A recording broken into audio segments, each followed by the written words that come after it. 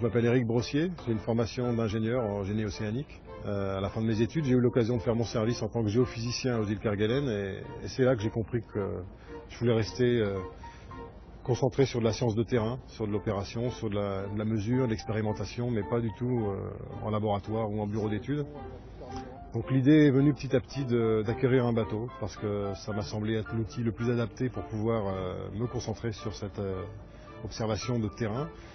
Je cherchais un bateau polaire, donc en 2000, j'ai trouvé Vagabond, qui répondait parfaitement à mes attentes de navire solide, relativement modeste pour aussi avoir une gestion financière globale du projet réaliste à mes yeux, et puis vraiment adapté aux eaux polaires, c'est ce qui m'intéressait.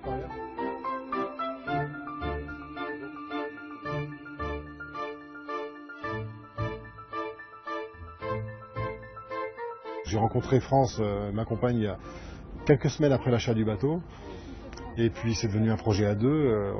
Les motivations sont restées vraiment intactes et les objectifs n'ont pas dérivé. On s'est toujours concentré sur ce souhait de proposer une logistique sur mesure aux chercheurs qui ont besoin de travailler dans ces régions isolées du Grand Nord. Et voilà, donc là on est dans le carré de Vagabond, sous le gros roof un peu énorme.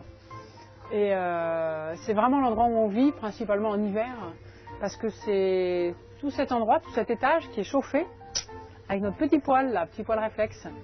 Et ça, c'est un petit poêle à gasoil qui nous permet en hiver d'avoir 15 degrés même la nuit, quoi. Les combinaisons sont très importantes parce que dans ces eaux-là, on a beau avoir un radeau de survie, un gilet de sauvetage, ça suffit pas, il faut vraiment se protéger. Donc on a des combinaisons étanches pour tout le monde. Mais on s'en sert également beaucoup en combinaison de travail pour embarquer, débarquer quand on est sur de la glace fragile. C'est pour ça qu'on a des combinaisons étanches.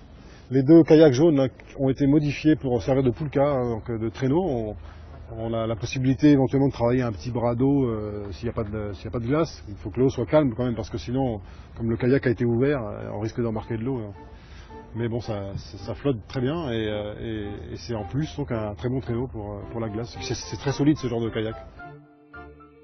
Pour financer ce genre de logistique, on a des partenaires techniques qui nous permettent d'équiper le bateau et son équipage dans de bonnes conditions. Et avec la FREP, on a vraiment trouvé un complément très précieux qui nous permet de partir dans de bonnes conditions pour cette nouvelle campagne et puis de mieux partager ce qu'on fait. Quand on est moins à la recherche de budget, moins serré, on a le temps aussi de mieux partager, transmettre. On est passeur finalement entre le travail scientifique qui va se faire sur Vagabond ou autour de Vagabond et le grand public. C'est pas toujours évident de qu'est-ce qui se passe là-haut, à quoi ça sert.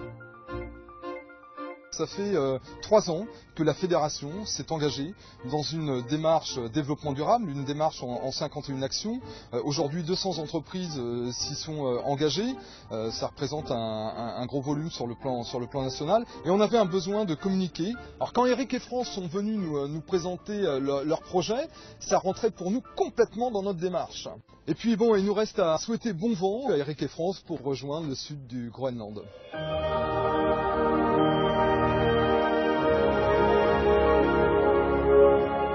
Alors première mission, rejoindre le Groenland, puisque c'est là qu'on est attendu pour la première mission scientifique. Le 12 juin, on a rendez-vous avec 2 chercheurs qui sont spécialistes en bioacoustique, qui vont travailler sur le langage des mammifères marins. Donc on va interviewer les morses, leur demander ce qu'ils pensent peut-être du réchauffement. Après cette mission, on aura une équipe de spécialistes sur la dérive des glaces, à la fois terrestres, glaciers et marines, banquises. À partir de début octobre, Vagabond se laissera doucement immobilisé par la banquise pour un 7e hivernage, puisque ce sera la 7e fois que Vagabond sera prisonnier de la banquise pour l'hiver.